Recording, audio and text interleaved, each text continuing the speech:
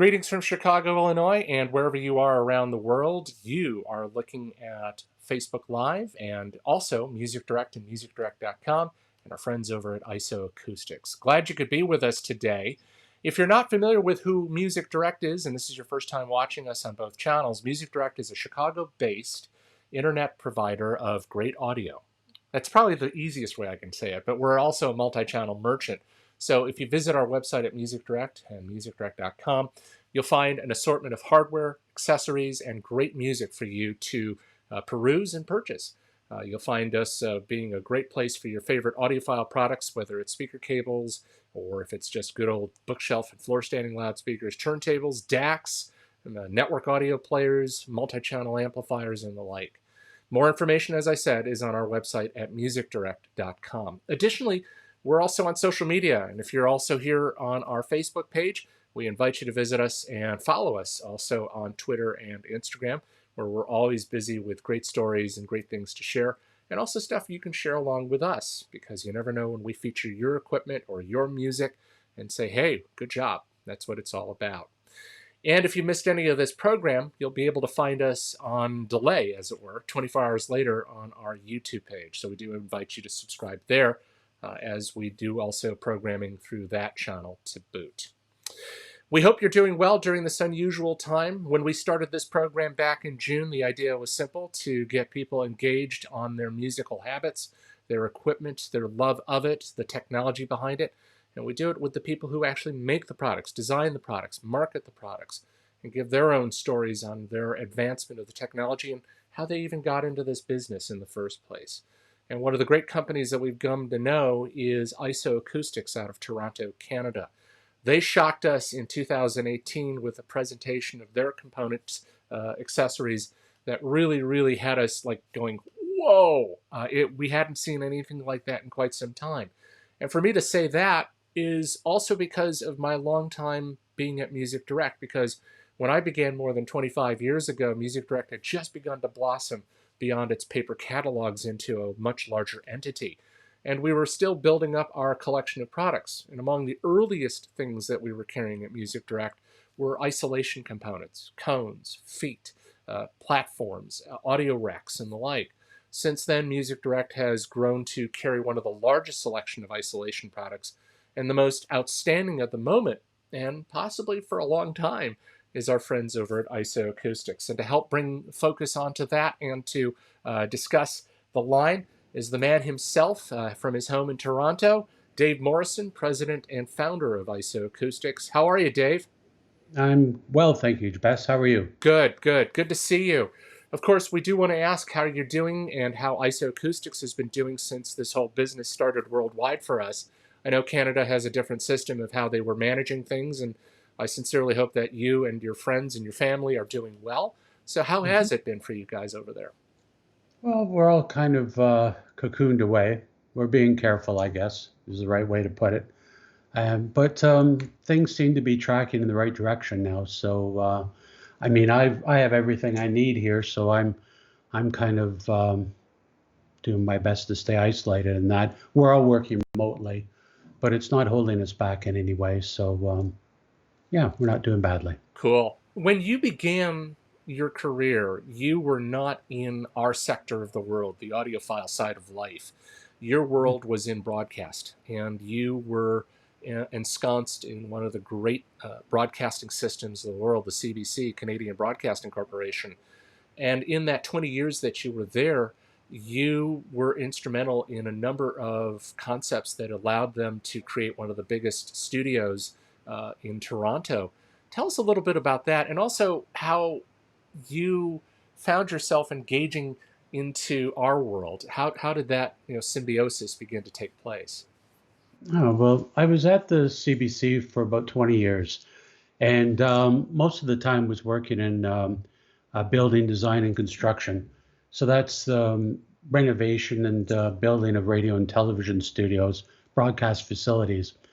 And the interesting thing is that in Toronto, there were 24 locations.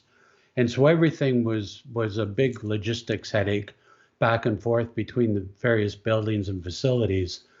And they started a broadcast center project which became the center of the English network. And I had a senior role on that design team for that project. And that was where everything was brought together under one roof. If you're familiar with Toronto at all, it's right on Front Street opposite the Sky Dome and the CN Tower and the Convention Center. So that, at the end, when it was completed, was the world's largest multimedia center. And 12 stories above grade, 4 below. And with all the technical spaces, radio and television studios, floating floors, NC-15 spaces, and whatever else. But one interesting thing about the building that often shocks people is that that entire building is built on 3,000 isolation pads. So that entire building with the people, the equipment, the snow, the birds are all carried on these pads. And the reason for that was because of the subways and streetcars in the vicinity and trying to get rid of that terrestrial-borne noise coming up into the building. So that's where I spent quite a bit of my time, and that was kind of that was my love as well, that music and production and things like that. And I worked there, as I said, for 20 years. So you then go on a unusual journey to create IsoAcoustics in 2012, and there's a wonderful talk that we had just before we went to air on your relationship with Paul Barton and how that sort of categorically brought you to where you are in designing these products. Tell us a little bit about that. Yeah, really, Paul was kind of I had an epiphany, and Paul was kind of a part of that. Before we had the Broadcast Center project, I was working on the renovation of the drama studio, which was a chapel on the back of the radio building. And the NRC had done a study for the CBC and had recommended speakers that would be used by the CBC across the country in radio studios. And the PSB speakers were the chosen speakers. So when we did the drama studio and we finally installed these things, everybody was shocked, was pleased, and I decided to buy a pair for myself. And I happened to meet Paul one day, and I told him I bought the speakers and I was bringing all this equipment home to set them up using pink noise and just generally working away at it. And Paul said, well, I'll come to your home and I'll set them up with you. And so that was kind of a pleasant surprise. So that evening turned into be like a 101 on speaker design. And he told me about all of his work at the NRC and all the challenges that he has. And then he made a comment that's always stuck with me. And he said, one of the largest variables is out of my control.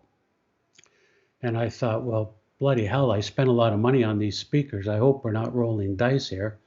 And what he went on to say was it's the way people use them, the way they set them up, and makes such a profound difference. And as I watched the graphs change, as I heard the changes happen as we moved the speakers into space, I'd never listened before that intimately to how the speakers are affected by the boundaries around them.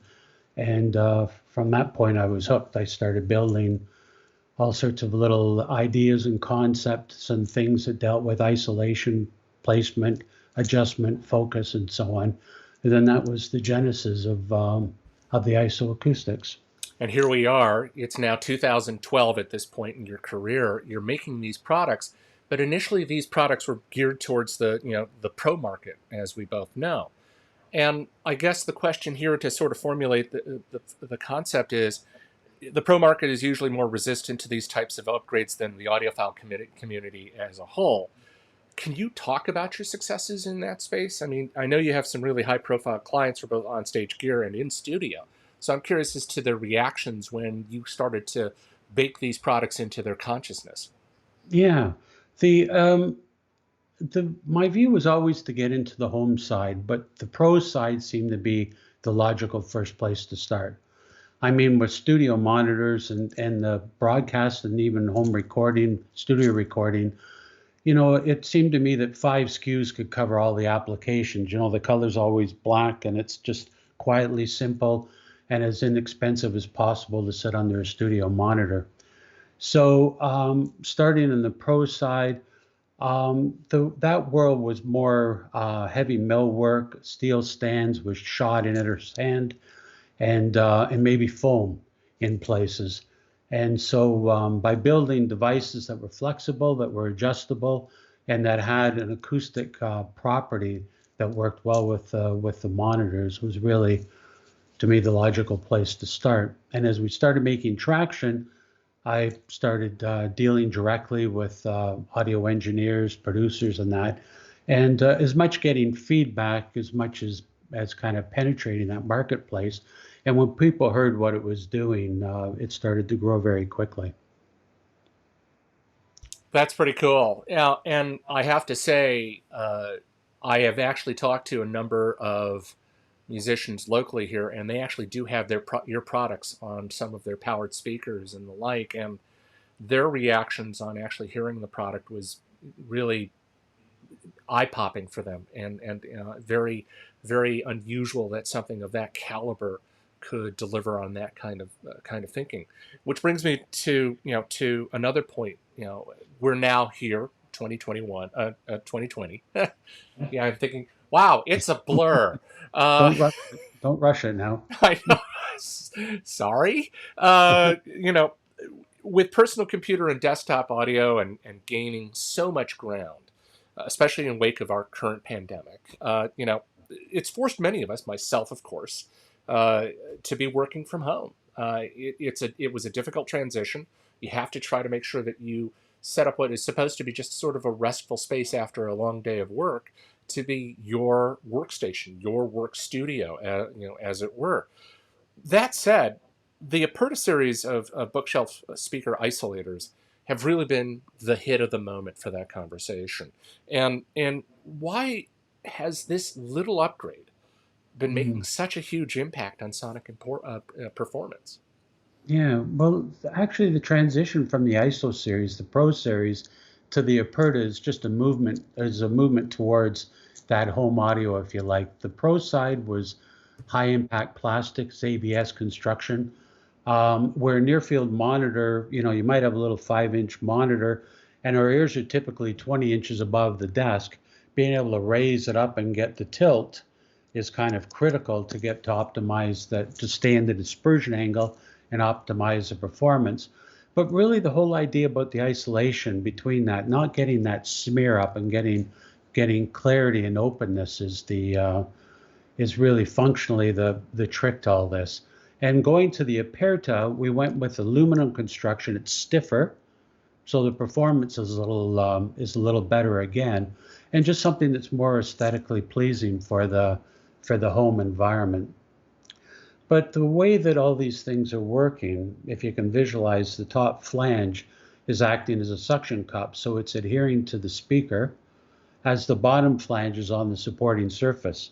So the top frame is live with the speaker as the bottom frame is adhering to the supporting surface. And we're managing the energy in the interior of the isolators. So by managing the shape, thickness, and durometer, that's where we're getting the performance. And we always turn them with the logos forward because they're biased so that they don't oscillate. They don't have that natural oscillation. They always track in alignment with the transducers. So that's really the heart of how they function. And rightfully so. They've got such a magic to us when we're listening to our bookshelf speakers in our offices and listening rooms. They play a pivotal role in much of our decision process, in picking out equipment. But again, we also have other tweaks and devices also to help sort of shape that argument. But I Mhm. think one of the things that I'm seeing since we began is the support from our customers. These are Mhm. end users. Okay, so these are no longer those musicians, the people in the studio. So now we have a totally different audience of people who have a much more different take on what to do with these little things. I mean, Mhm. and I think the thing that I have to ask about is the OREA line. Was one of the most popular pieces in its introduction. It fast tracked to become one of our hottest sellers in that category alone. Mhm. Tell us about this series and why they're making so much tremendous improvements that our customers are like, I need 6 more of these, I need 4 more of these, and Hmm. let's finish the job once and for all and complete the system. Yeah. Well, the OREA takes the same concept of the upper and lower isolator and that flange acting as the suction cup to adhere to the equipment, the speaker, what have you, and the supporting surface. And a good part of what we have to do is control that energy so that we're not allowing things to move. When you have any kind of displacement, you have losses, you have dropout. And so these things act as suction cups. They hold them firmly in place. There's a lot of lateral resistance inside to any physical displacement. And because there's 3 components, there's a high degree of isolation. There's no one single path that takes energy back and forth from the supporting surface. So the Aperta series was taking the whole concept of these isolators as a category and making them the lowest profile we could and optimizing the performance. That's pretty hip. I have to say that on first listen of those products, and I think it was during, I can't remember if it was Expona or one of the shows that I had to fly out to when I first met you, Mm, and you guys did a real-time demonstration. I was just like, okay, where's Josh? Where are my buyers? I've got to make a phone call like now, and yeah. say we're on to something big here. With grateful thanks to our U.S. distributor and partner at Focal named North America, I Hmm. think one of the greatest gifts we were given was this opportunity to hear your products in particular. Yeah. But if we look now, even in something that we talked earlier in terms of in terms of the Aperta, we now look at something along the line of the Gaias. Mm, Now, the Gaias, I think, on first look for me, took a little bit of time to really appreciate because there were a couple of different models and a number of different variances, but also the floodgates became more intense as customers kept reaching out to us either through our website at musicdirect.com or giving our team a call in our Chicago offices to say, is it going to work on my B&W? Is it going to work on my Focal? Is it going to work on my on these this wonderment of loudspeakers? And the universal response to everybody who ended up getting the right ones based on our training that we received from you mhm, guys was universal. They said, "Woo, this thing really does what it's supposed to do." My mhm, speakers now just open up like crazy. It's blowing mhm. more information, more resiliency in what I want to listen to for longer periods of time, and just really shaping the course of what it is that we want to hear musically. So I'm wondering, if you can explain to us what is it about that makes these speakers responsive to the isolation issue and the isolation question, and Mm. what the Gaias do in terms of negating some of that to produce a much more impressive sound. Yeah. Well, our biggest challenge is the fact that people have a preconceived understanding about how things are working or interacting with the supporting surface. And so when you come along with it in a new direction, of course, there's always that kind of apprehension and maybe misunderstanding about what's actually going on. So I would summarize it this way. There's actually 3 things that are going on in a speaker. The first one everybody gets, and it's probably the first thing that everybody thinks about, and that is the speaker exciting the supporting surface? When I put it on the table or on the shelf, am I exciting the surface and getting dissonant sounds or whatever coming off of that? If I've got a wooden floor, am I exciting the floor? Am I hearing that? If I've got a concrete floor and it's very massive or a granite floor, you're not going to excite that. So people think that exciting the supporting surface is the number one challenge. But the second thing to think about is the structure-borne noise. The sound is actually traveling into the supporting surface and it's being conducted through the structure. So it's coming up into your cartridge and your turntable, maybe with some feedback. It's going up into another speaker. So there's smear propagating between the speakers, or it's causing anomalies in the room or even upsetting your neighbors. And I think people generally get that concept as well. But the third one I don't think is so obvious to people, and that is that there's actually energy coming back up into the speaker. it's being conducted back up into the speaker. You can think of it as a pipe being bolted to the wall. You hit it with a hammer, the vibration goes down and it returns again. Or you can think of throwing a rock in a swimming pool and the ripples go out and they hit the hard edges and they converge again as you're about to throw the next rock in. So there's actually energy that's coming back up into the speaker and it's causing smear. It's causing that cloudiness that we hear. But even more than that, any artifacts that are similar in both channels, we perceive them to be in the middle. So they cause the soundstage to collapse and become two-dimensional.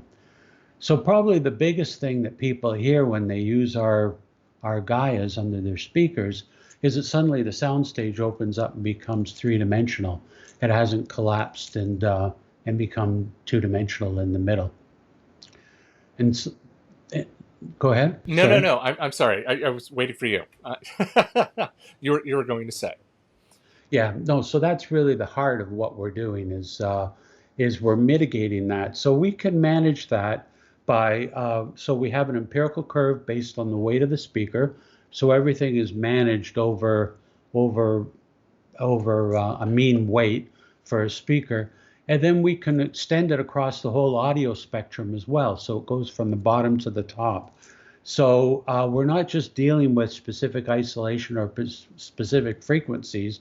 We're trying to dampen, we're trying to manage that energy throughout the whole audio range. And that's why we have different products at different weights, because we can craft these, sculpt these curves. And we've got the Gaia series with 3 sizes, and then they grow up into the Titan series, which goes to speakers that are up to 620 pounds.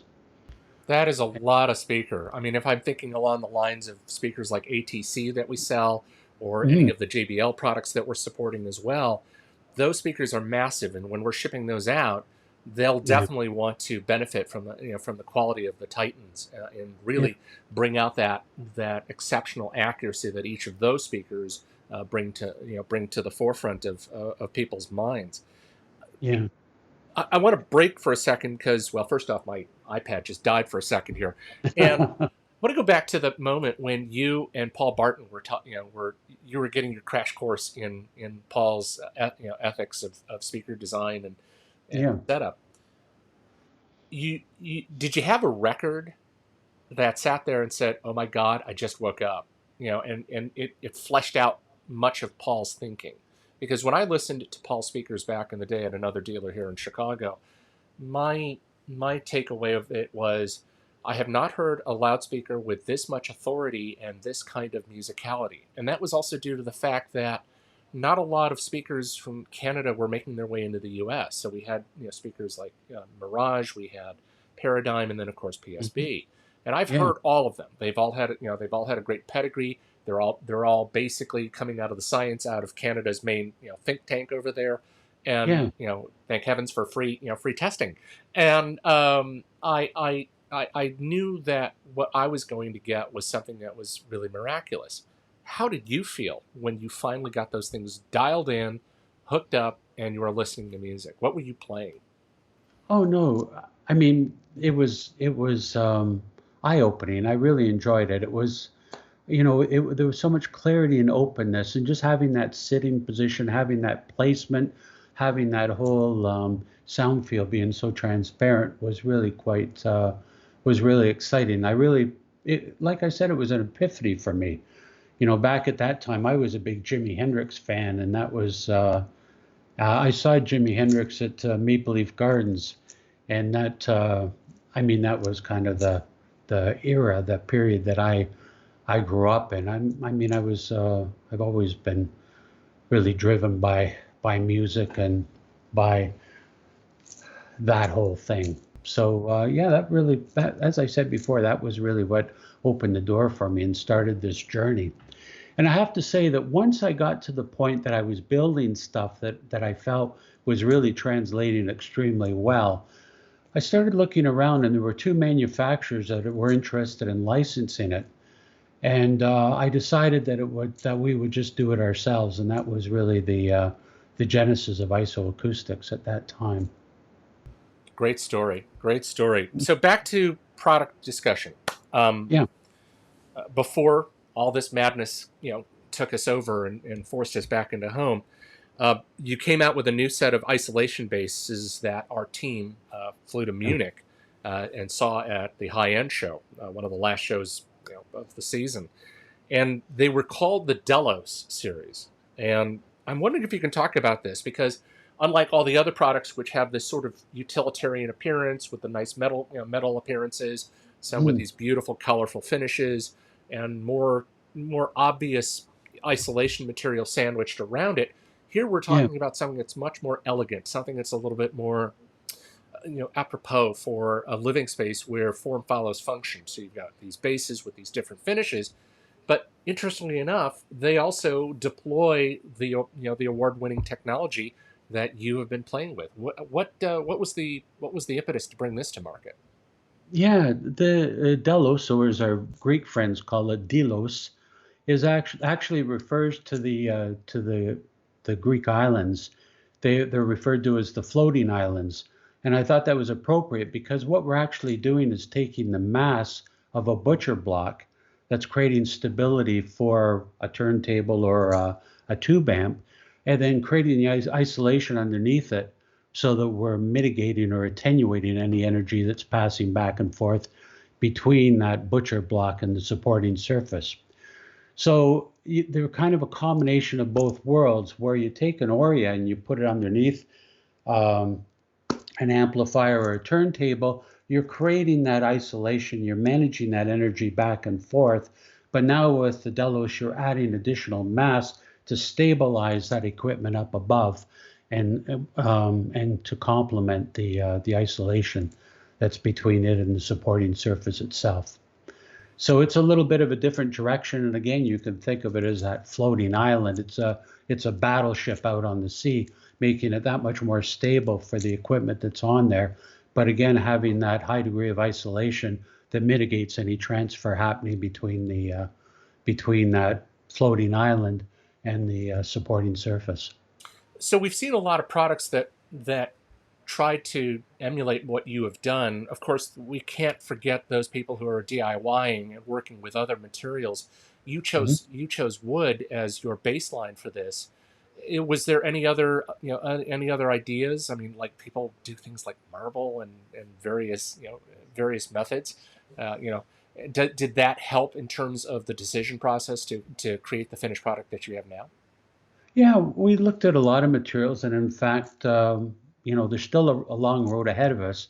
So there's other things, other materials that we're looking at too into the future.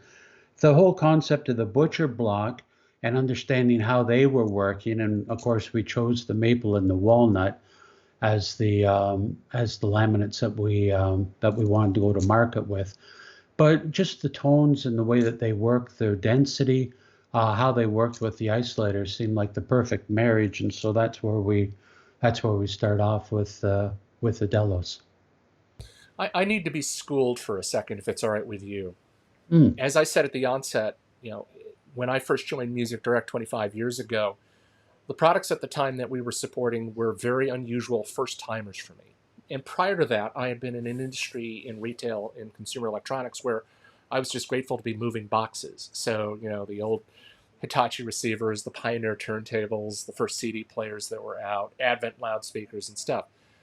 This whole business of accessorizing a piece of equipment was very foreign to me. Say, you need a stylus cleaner, you need the tape head demagnetizer, or the tape head cleaner, Hmm. and so on and so forth to get your equipment in check and to last as long as it could. When I joined Music Direct, the first few products that we were carrying were from brands like Mod Squad, Tiptoes, and varying other degrees. And the products themselves were basically just small 1 inch or 2 inch cones with really sharp points. And the lessons that I learned then was basically vibrational energy from a component, whether it's something as dynamic as a loudspeaker or something as minutia as an amplifier with its tubes and so forth. All that energy from the main chassis just goes down to a single point and then dissipates onto the bottom surface. You took a different approach in terms of addressing the question of isolation by creating a product that not only handles the vertical process, but much of the Hmm. horizontal shaping of stuff. I think of like earthquakes and other things where you can only do so much when you're in a room and it's like, oh, well, we're done, but your products do more in terms of securing the notion that your cabinet bracing, your baffle of the speaker, your crossovers, your inner wiring, the batting inside are going to be as stable as humanly possible because of this kind of technology. So can we white paper that a little bit and talk about that for a bit? Yeah, well, if you recall when I described those three factors, you're talking about the boundary condition between a speaker or equipment or a turntable and supporting surface. So the item is live, it's got energy inside, it's got energy within it, and you're making this connection with the boundary surface below. And the contemporary thinking has always been that you have to hold it, you have to anchor it, you have to hold it firmly in place because, Newton's third law, if the cone moves forward, the cabinet moves back, the net result is something less than the excursion forward, and so you have losses, and typically it would be at the bottom end. If you use an isolator, you're sucking the bass out. It sucks the bass out, and so that's not good. But the fact that you've got a mechanical connection to the supporting surface means that you're either exciting it and or you're getting that energy coming back up inside. So a lot of the contemporary thinking also was, like you said, a cone shape, a spike, something that drains it down into the surface below. And anybody that knows electronics recognizes the shape of a diode and recognizes the path of a diode.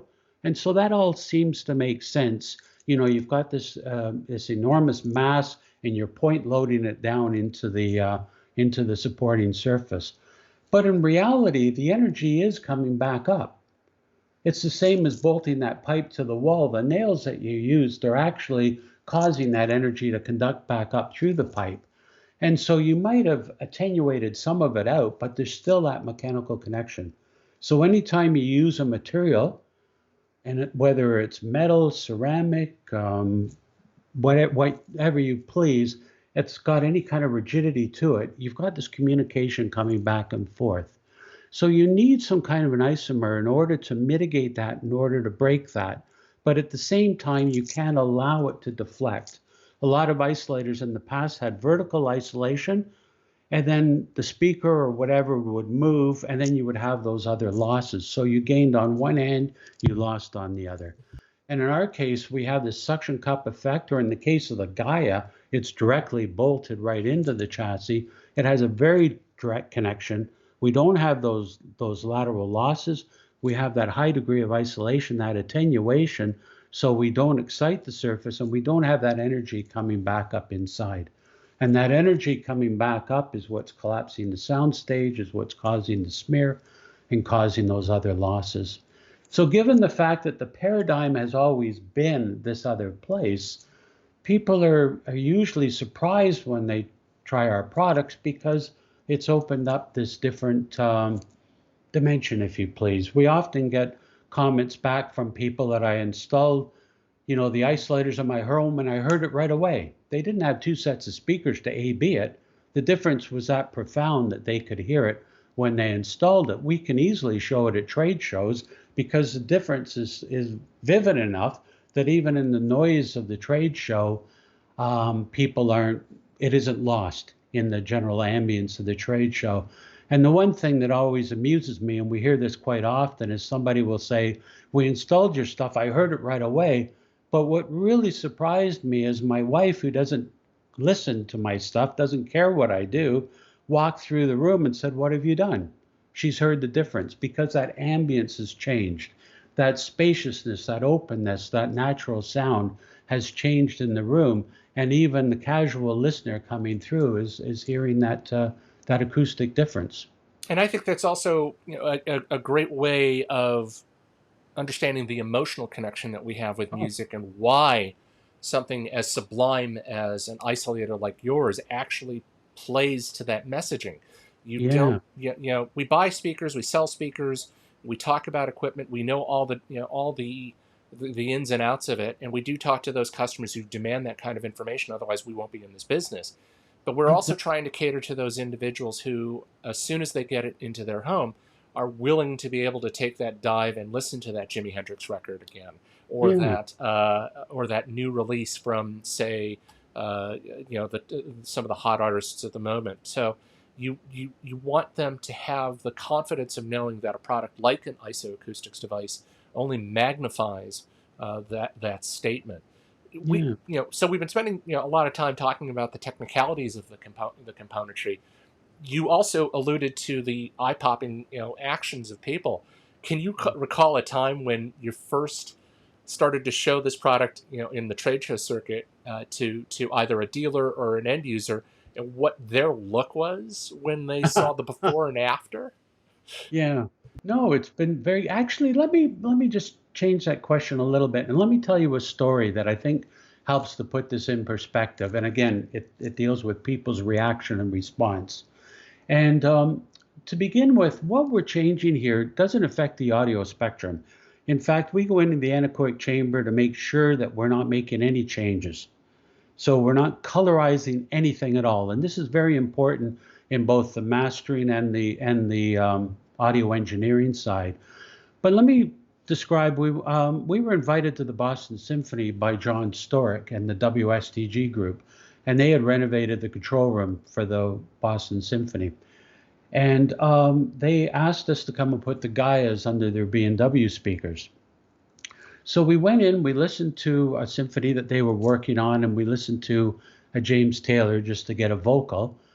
And everybody, there were 6 people from WSDG and 6 people from the symphony. And we listened to these two pieces back and forth. We put the guys underneath and we played them again. And as soon as we turned it on, it didn't matter where you were in the room. People just heard it open up, and you could see the response. Everybody was looking at each other that it had changed. And the reason why it was so profound for them is that they're very cognizant of the shape of the orchestra. And they have over 40 microphones and decatrees above the orchestra. And as one engineer described it, the phantom image, the stereo image, used to be projected on a pane of glass between the 2 speakers. And now somebody's opened the window and it's got depth and it's 3-dimensional. And so now when they're mixing and they bring up a mic, they bring up a track, they're actually hearing this 3-dimensional space. They're mixing in a 3-dimensional space. They're not mixing in a 2-dimensional stereo field anymore. And for them, it was very profound. And so this is the difference that's actually happening. Everything we're talking about here is timing. Everything we're talking about here is smear.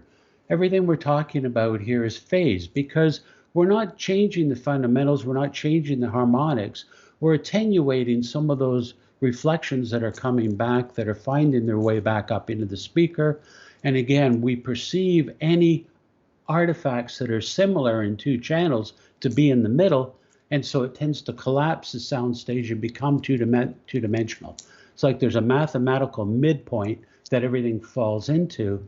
And when you can attenuate that, it opens up and becomes 3-dimensional. So again, if you have something that's mechanical in any way, that's in that boundary condition between the speaker and that supporting surface, you have that communication going in both directions.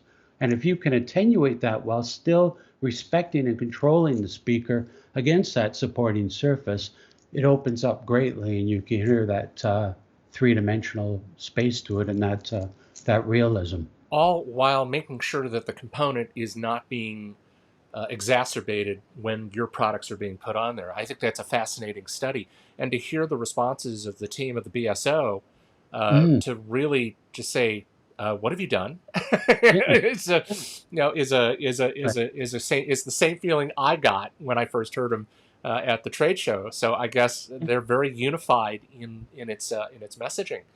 We have a few minutes left here, and I want to be able to say, first off, thanks so much for being with us. I know that you have got a pretty busy schedule as always, and you're always developing stuff and working with other brand partners to look at the future of IsoAcoustics in other realms. Earlier, you had mentioned to me as we went to air that the confluence of your goods has now really reached a point where other manufacturers are knocking on your door and saying, hey, what can we do together? So I'm curious of that relationship as IsoAcoustics enjoys the success of its products through our customers on our end, but also Yeah. the relationship of the manufacturers and how they're taking it in. Yeah, an analogy I like to use is that we're like a tire manufacturer, that we're building performance tires for Formula One cars and high performance speakers, that we work with these manufacturers, and this isn't a slight on them. You know, we often work with engineers that have built and spent months and months tuning their product, and then suddenly we put this device underneath it and they're hearing this big difference. It's not a slight. Nobody criticizes Enzo Ferrari because he's using Pirelli tires now. We work with them because we believe that we're building the best new radio tire to complement their speakers. And manufacturers now are starting to incorporate our designs into their products. So PSB, for instance, coming around full circle to my earlier story, is building products now that includes the ISO Acoustics. Martin in Sweden has just launched a new line of products. Amphion, you know, we're always dealing with our friends at VPI and elsewhere where we're looking at ways that we can work together, and people are starting to embrace what we're doing. If I can also add one more thing there, Bess, we've covered a lot of ground and we talk about a number of products. And when you think about the Gaias, I mean, we also have thread sizes and B&W adapter plates to look at. We've got an online calculator now that we've just released, and hopefully our friends at Focal will be talking to you about getting this on your website too, where you can actually see, based on make and model, it's got 4,000 to 5,000 products in there: speakers, turntables, amplifiers, even guitar amps, and it's recommending an IsoAcoustics product and it describes in detail what you need for the thread size adapter or whatever else.